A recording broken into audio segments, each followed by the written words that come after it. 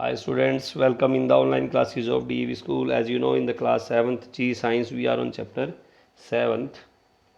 Please rotate your phone. We are on the topic types of respiration. In the previous lecture, we complete up to there.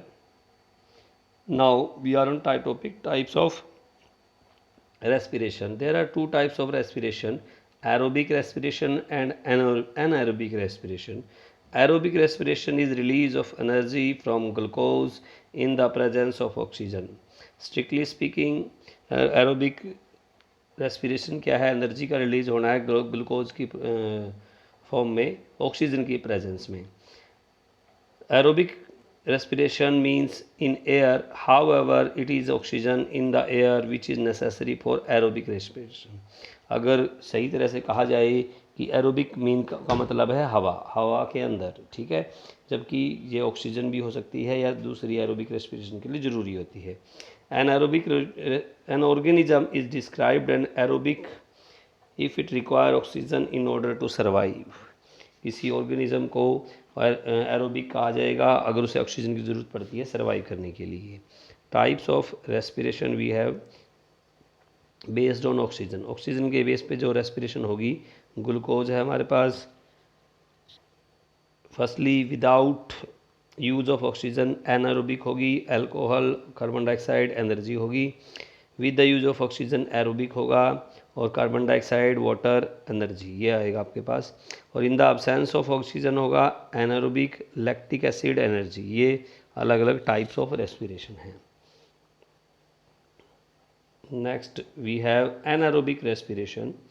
Anaerobic respiration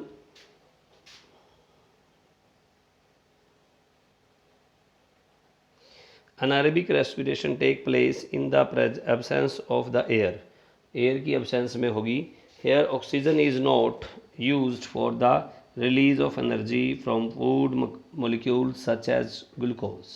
यहाँ पे oxygen का use नहीं किया जाता और energy को release करने में, जैसे food molecules, glucose etcetera. An organism is described an aerobic organism when it does not require oxygen to produce energy. किसी ऑर्गेनिज्म को एनारोबिक कहा जाएगा जब वो ऑक्सीजन की रिक्वायर नहीं होती उसकी एनर्जी प्रोड्यूस करने के लिए. Anaerobic respiration that take place in the yeast is put to commercial use for the production of alcoholic beverages. Anaerobic respiration yeast के अंदर भी होती है, कमर्शियल यूज़ के लिए यूज करता है अल्कोहलिक बेवरेजेस बनाने के लिए. It is also use for making breads and fermenting the idli and dosa but batter. इन सब का इस्तेमाल करने के लिए, इडली वगैरह डोसा वगैरह बनाने के लिए, ब्रेड्स के लिए भी इनका यूज होता है. This type of anaerobic respiration is also called fermentation. इसको क्या कहा जाता है? फर्मेंटेशन कहा जाता है. Another type of anaerobic respiration can take place in human muscle cells when enough oxygen is not available. जब ऑक्सीजन अवेलेबल नहीं होती तो ये ह्यूमन मसल सेल्स में भी होता है. एक्टिविटी 1 को आप रीड करेंगे अच्छे से. ओके, नेक्स्ट हमारा टॉपिक जो है वो है why do we get muscle cramps after heavy physical exercise. बहुत ज़्यादा हैवी फिजिकल एक्सरसाइज के कारण बाद हमें मसल क्रैम्प्स क्यों हो जाते हैं?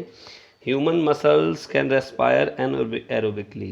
ह्यूमन मसल जो हैं एनारोबिकली रेस्पायर होते हैं. However lactic acid is produce during this process.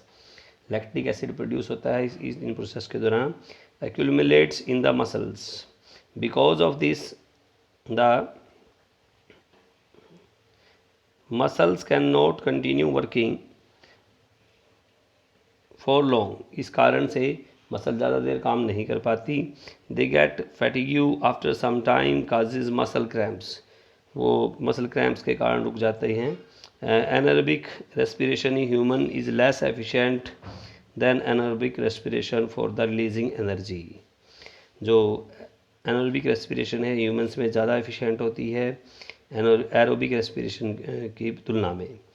This explain why human can run faster in shorter time race sprint than over long distances. इसलिए यह एक्सप्लेन होता है कि ह्यूमन जो है तेज़ी से दौड़ सकते हैं शॉर्ट डिस्टेंस अगर दौड़ना है तो लंबे डिस्टेंस की बजाय। When an athlete stops after a sprint, he or she has to breathe faster and deeper for some time to feel normal once again. जब कोई एथलीट रुक जाता है किसी स्प्रिंट के बाद, उसको जो है बहुत तेज़ी से सांस लेना पड़ता है, फास्टर एंड डीपर, ठीक है, अपने आप को नॉर्मल करने के लिए। This is to take extra oxygen in order to break down the accumulated lactic acid on the top of normal breakdown of sugar that is part of aerobic respiration.